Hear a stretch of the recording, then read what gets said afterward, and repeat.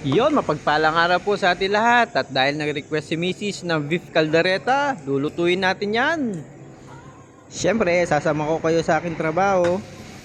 Umpisahan natin sa pagpapalambot ng baka. Naglagay ako ng laurel, luya at saka buong paminta.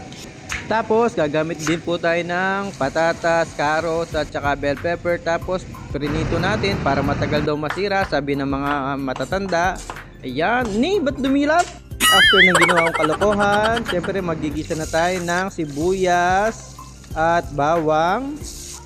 Bali, mabilisan luto na lang to kasi malambot na yung baka po natin.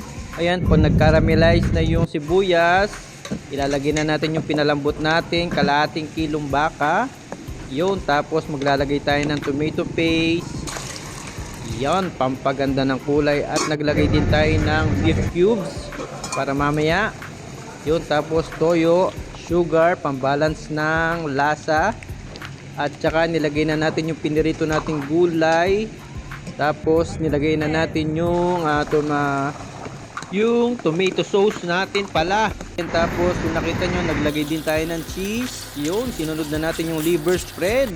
Pagiga na yung sabaw niyan, ayun, luto na yan. Tikiman time na. Maraming salamat po sa inyo. Yun, may extra na naman. Paalam! Lambot.